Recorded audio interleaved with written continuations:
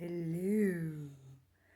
It's quite late in the evening and my little dog is snoring away beside me.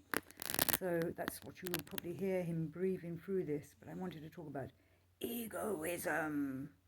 How big's your ego? How small is your ego?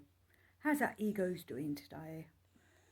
Well, I thought I'd do some quotes on Gurdjieff and egoism. I'm going to start with life is real only then when I am. Only the complete realization by man of the inevitability of his own death can destroy those factors, implanted thanks to our abnormal life, of the expression of different aspects of our egoism, this cause of all evil in our common life. So we're trying to deal with egoism in our lives. And he goes on to say in All and Everything, there unfailingly became a part of their common presence functions which exist under the name egoism, self-love, vanity, pride, self-conceit, credulity, suggestibility, and many other properties quite abnormal and unbecoming to the essence of any free-brained being whatsoever. So having egoism, having a big ego, is quite unbecoming to our essence. Our essence isn't part of our ego, I think is what he's saying here. Our ego is part of our personality, and we're trying to develop and bring forth our essence through all this work that we're doing on ourselves. And as I've said many times in my other shows, I'm not a teacher, I'm not a master, I'm trying to study and learn all this myself, so that I can work on myself and develop myself. But I don't want my ego taking over. And he says on All and Everything, page 380.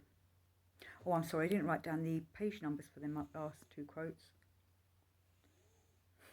Anyway, page 380. This said unique property, egoism, usurped the place of the unique all-autocratic ruler in their general organisation. So our egos can usurp the work that we're trying to do and usurp us so that we go back and just work in personality. We want to try and work with our essence and bring our centres together so that we can hear our higher selves. Does our higher selves that are constantly talking to us, constantly sending down messages, constantly making noise, but nice, loving, angelic noise, does our ego hear it? Can our ego hear it? Does our ego want to hear it? And I often have talked about this with other Gurdjieff people. Is our ego a help or a hindrance? Be interested to hear what you guys think in the comments. Gurdjieff's saying it's the unique property. So it's a unique property to us free-brain beings. Was it developed when the Kunda buffer was put onto us and then remained there when it was removed? Is that why we still live in an ego? Why does that ego like to be stroked? Why does that ego like the attention? So this next quote is also from All and Everything, page 383. So it's just a couple of pages on from that last quote. When the mentioned particular psychic property of egoism had been completely formed in their common presences, they have always striven and still continue to strive to arrange their welfare during the process of their ordinary existence, exclusively for themselves. So the ego, end quote, sorry, the ego is just thinking for itself, rarely for working with everybody else. Maybe the ego likes to be pampered by other people. Maybe the ego does things to get attention. Is the ego what distracts us from doing our work? What do we need an ego for? Should we be developing it? Is it a different version of an I of us? Or is there an ego in every I that we have within us? These are all questions I've been thinking about lately, especially the last 24 hours. I'd be interested to hear what you guys think. So All and Everything, page 1236, 1236. In order to be in reality a just and good altruist, it is inevitably required, first of all, to be an out-and-out egoist, and also profiting by the good sense given us by great nature. Each one of us must set for his chief aim to become, in the process of our collective life, a master. So are we supposedly being a master of our ego? And what does that mean if we're going to be the master of our ego? You know, ego's got many connotations, especially when you look through all the philosophy of and psychology of the last 100 years and people looking at what the ego is, whether you're coming at it from a Freudian or a Jungian point of view. I quite like Jung myself. He's, you know, if I had to choose between the two, I would follow Jung's work. And please remember that many of Jung's students and other practitioners that worked with him went on to work with Gurdjieff work, Maurice Nicole being one of them, and I do recommend his books always. So what are we supposed to be doing with the ego? And is it supposedly given to us by great nature? Or is it something we created? I'm just a bit confused on that kind of thing. So Views from the Real World, page 86. Death must come before rebirth. Now that's talked about in many, many different religions, faiths, philosophies. You know, we die and come back, resurrection and all that kind of thing. But hopefully we're dying to our old selves and coming back to our new selves and being the new, improved, hopefully not egotistic version of ourselves. So I'm going to carry on that quote anyway. Death must come before rebirth. But what must die? False confidence in one's own knowledge, self-love and egoism. We must realise that we are very complicated machines, and so this process of breaking is bound to be a long and difficult task. That ego wants to hang on. That ego doesn't want to die. It wants to live. It wants to be free. But is it free? It doesn't make us free. Our ego tends to hold us back. But Gurdjieff goes on to say, he who can be a conscious egoist here, and he's saying this when he's living in the priory, he who can be a conscious egoist here can be not an egoist in life.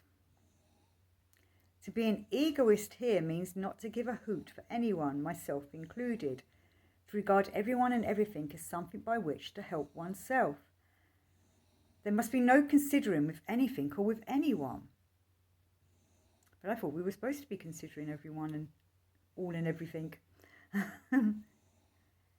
So we don't want to be a wrong ego, the wrong egoist. We want to be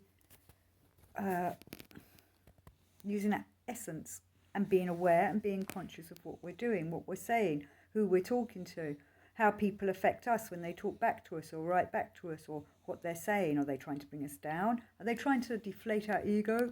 Maybe it's good that they are. Maybe we're trying to deflate our egos. But it's taking that criticism that people might be throwing at you, and instead of letting your ego rise up and go, I don't like what you're saying, understand where that person's coming from instead and why they're saying what they're saying. And are they just hurting inside and saying horrible things? Or are they seeing things perhaps not in a common sense kind of way? And we've done shows on common sense. So Views from the Real World, this is page 125 in my book. Before all else, you must think of yourself. You must try to lift yourself. You must be an egoist. Egoism is the first station on the way to altruism, to Christianity. But it must be egoism for a good purpose. And this is very difficult. We bring up our children to be ordinary egoists, and the present state of things is the result. If you wish your children well, you must first wish yourself well, for if you change, your children too will change. For the sake of their future, you must for a time forget about them and think about yourself. We must always start with ourselves. Only if we know ourselves can we see others. And as I've said in previous shows, I used to think, I've been put here to help the world, but I've realised I can't help the world unless I help myself first and fix myself and make myself, whatever the right word is, I don't know. But if I can make sure I'm not bringing any baggage with me, if I can work out what my baggage is and what my different I's are and try and bring the real I, the real essence of myself through, then maybe I can help others, or maybe we can help each other.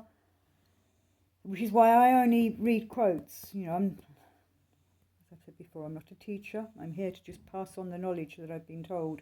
And then hopefully we can turn that knowledge, yourselves, you can ponder on it and turn it into wisdom. Lovable C.S. Knott writes, "What do we mean by egoism?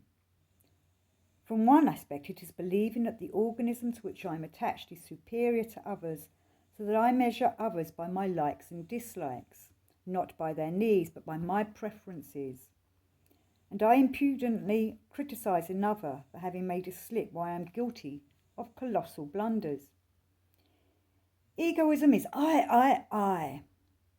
Iblis said, always remember this simple axiom.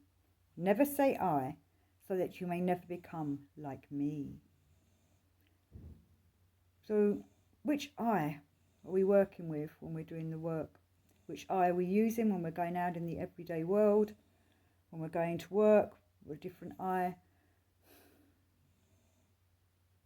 And them different I's want it to be about themselves by, can you say I self? About the self, where this work hopefully teaches you to become a more centered person and a real person, as Gurdjieff's always talking about the real I. We're working towards becoming the real I coming through. So I'd like to think this isn't my ego making these little videos. I'd like to think it's because I want to get the work out there for people with ears to hear and eyes to see, and that it helps them, because only those that really want to work will go forth and go and actually read the Gurdjieff's writings and ponder upon it